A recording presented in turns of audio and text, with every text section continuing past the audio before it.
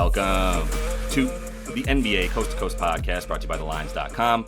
Coming to you from the West Coast, Josh Lander, joined by Nate Weitzer. He's on the East Coast, and we're closing out 2024, which is so weird to say. I thought it was 2023 for a while yesterday, but we will be looking at player props, in this episode. We have best bets up in a separate one here. We're going to be looking at the later games for the most part here. We've got a couple early starts, 3 p.m. on the East Coast for those Raptors and Celtics. Also got the Bucks and the Pacers that we're going to miss there as well. Take Peyton Pritchard if you see this in time. I think that's going to be a blowout, and my man's going to be in there scoring a lot of points. But otherwise, we're going to get into what we have here for today. So let's jump right into your first play of prop here for Tuesday night, Nate. Yeah, I'll go Austin Reeves over 9.5 rebounds and assists. I mean, I don't hate putting the points on this. It's at 18, but that might be a little dicey the way the Cavs can protect the rim if Reeves is not scoring from the outside. But I'm really encouraged by the usage lately. I mean, he's leading the team in drives per game, 17.5 in his last 3. Double the amount of passes as LeBron off these drives. He has more drives than LeBron. He has more potential assists, 15.7, and getting 10 actual dimes. So he's getting over this on just dimes.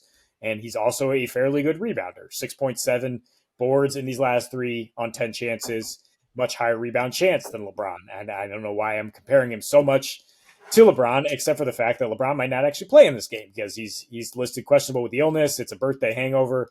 As I mentioned, it's also New Year's Eve. This is the time of year where LeBron decides he's going to take like 8 games off in a row, or he might be out there and just be like, you drive, AR. He loves to say that, right? I mean, he loves to empower this dude to just run the offense, and Lakers have found success in this span with him doing exactly that. He's averaging 17 of these rebounds and assists right now. And if LeBron happens to not play, AR averaging 22, 6, and 11 in 2 games without LeBron.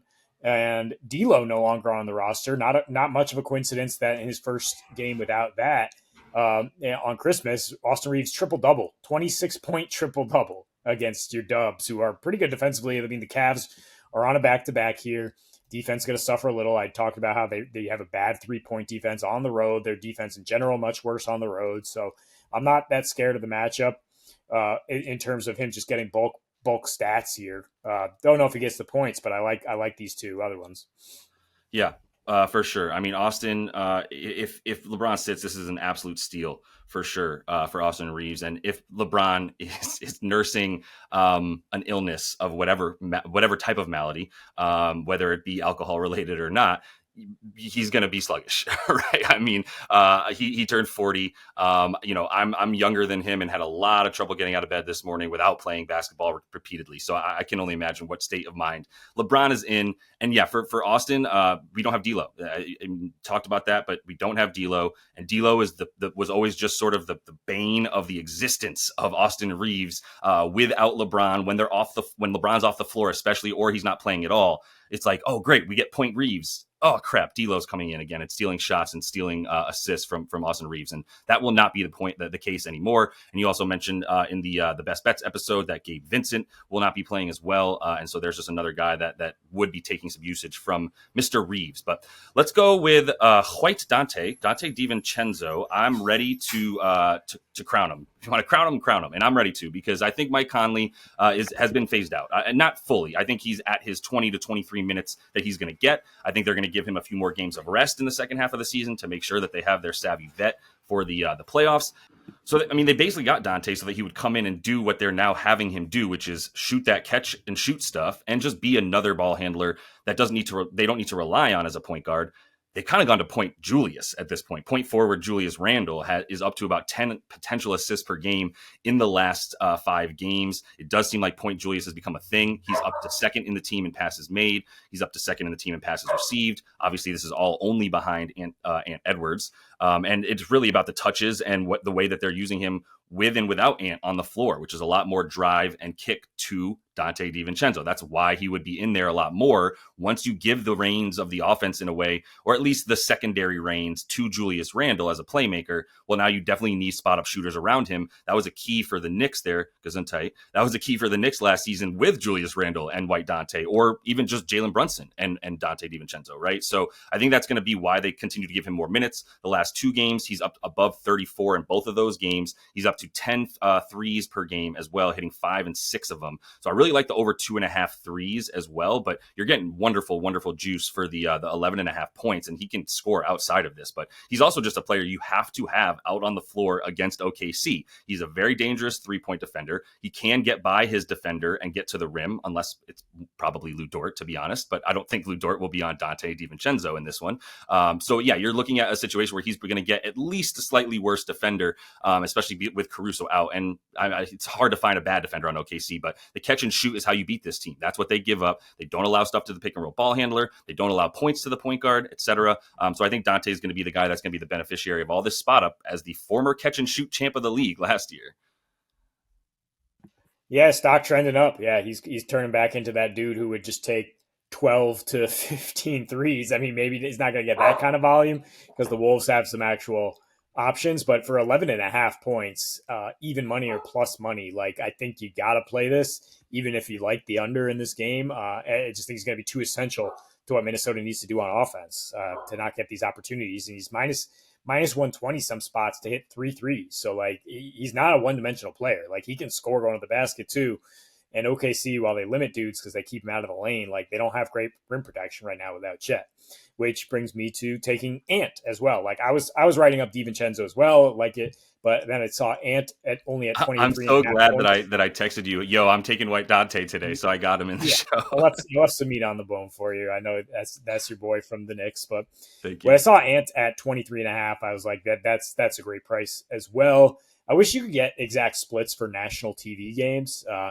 Maybe you can somewhere, but like I just know that this dude shows up when it's going to be on TNT as an island game. This is also, as I mentioned, a great litmus test for the Wolves, who have been struggling a little bit, and now they get to play OKC.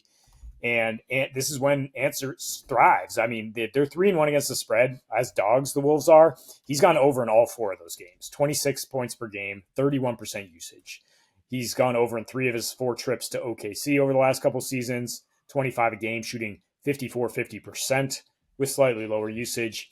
He's gone over in 11 of 13 road games this season. So this is when you want to take Ant, is when the Wolves are going to have their backs against the walls on offense, and they're not going to be able, they're going to look to him to be like, make a play, get something going. And often you can take him after a cold game where he goes 6 for 20 against the Spurs and Wemby, right? You just couldn't get anything going. And now you buy the bounce back. You buy this lower number, which is probably a point lower than it would be otherwise. And just trust him to match with SGA, basically. Just be like, look, I'm an MVP caliber player too. This is a playoff caliber situation. Oh, and by the way, there's no Alex Caruso for you to throw on me. So he does, have a little bit of a better matchup against OKC, but it's not like you can really stop him when he puts his head down and decides he's going to get his buckets. Yeah, for sure. I mean, he's got to. It always scares me to take anybody do well against OKC. And yeah, we've taken 2 players in a row as we're not necessarily supportive of the offense as a whole, but the sum of its parts might actually be less than what as a whole, because the parts here one-on-one are fine. And we'll see. You can't sag off everybody, but that would be where I'd be leaning for the points for both those guys as well. Let me stay in this game and just take iHeart. I like him over. You believe you can now only get 27.5 PRA. That's where I'd play it. I have to check one more time. This thing was on the move, but I got 26.5 on the PRA, and the lines are. This is one of those situations for me when I took it, and I think you can still get that on DK. So double check your lines here, but the math just didn't add up for starters. Like his points, his rebounds, and his assists, where they were each listed as at their core prop lines, they came out to 28, and yet we're still getting 26.5 in some places for the PRA as a combo. So you get a little bit of a bump there, number one. But number two, like I love the points and assists. I just have no problem adding the rebounds because like Jalen Williams with the Y, who is back, still not an awesome rebounder by any means, playing a lot more out on the 3-point line than iHeart. And so I think you might even see some two big lineups in there for the first time all season with iHeart and Jalen out there. If we see some Nas, a bit more Nas Reed, sometimes we get Rudy, but you basically need two bigs out there. And I don't think they can sit iHeart for more. Like, I think he has to play the 32 minutes that I would project him for tonight. He could get up to about 34 if they are really serious about winning this game and it stays close, which we both expect it to. For iHeart, it's like he's playing in the exact spot on the floor that you want to be against this Minnesota Timberwolves defense. There is the most space on the floor, right below the 3-point line and right above the foul line, or basically on the foul line, right? And that's where iHeart does the majority of his work. He's either standing a little bit higher up at the top of the key, doing the dribble handoff, which is another reason I love the assist so much here. It's the dribble handoff for him, and then it's going to be the ability to spray into the corners when he gets the ball at the foul line with space. And he's also going to have the option of going up with it with that beautiful little push shot that looks like a guard is shooting it, right? But he's just a 7-foot man instead. So that's where he scores half of his points. It's not just right next to the rim. It's in the extended paint. We've talked about this before, and against drop defense coverage, this is going to be where you want to do stuff. This is going to be where you want to operate, essentially. And for iHeart, too, like, it's interesting that the Timberwolves this season are not good at defending the center. I suppose, I don't know how you want to put it, but I mean, Rudy's come alive a lot more so on defense. And he is the reason this Minnesota defense has continued to improve this season. At the same time, they're still giving up the 11th most points right in that extended paint area where iHeart wants to shoot, which is what just sort of an explanation for what I'm saying here, which is that that's the area you want to operate within. So I love the points and assists. You get why. If he plays 30 minutes this season, he's over in 8 of 10, where he's actually played 30 minutes for the PRA and for the points and for the rebounds and for the assists. So it's all like an 80% hit rate. He might do one a little bit more than the other. So I feel like I have my bases covered. If you were going to take one prop for iHeart and you couldn't take anything else, it would probably go points, then assists, then rebounds for me. But I'm putting them all in there because of the volume of the minutes I think he's going to get. Yeah, I mean, he's a good guy. On Friday, I almost had Şengün in there against Gobert, and then for some reason pivoted at the last minute to Wemby, which was just a total fish move because, the letdown after Christmas, and he just stunk up the Barclays Center. But it's the same situation, right? Where, I mean, Gobert, he's tough to score on, but I mean, it's the NBA. Like, guys are going to get their stats one way or another. Gobert's not going to be out there the whole time, and I think Hartenstein is essential. You sometimes take him when it's a tougher matchup because he becomes so essential to what OKC needs. Yeah. That's the Brolo logic. If you want the secret sauce, the Brook Lopez logic is like, how big is the other team? How much do we need this man when we don't have much other size outside of him? Much more the case here in OKC, especially with J-Dub playing that 4. So that's all the time we have for you here in 2024 as a whole. Definitely want to subscribe to that page because we're coming back after the new year with more NBA. We'll be back the day after New Year. We'll be back on the 2nd. And then we'll also have the NFL final regular season week player props for you. So definitely make sure to check all that stuff out. Until we see you next, happy betting.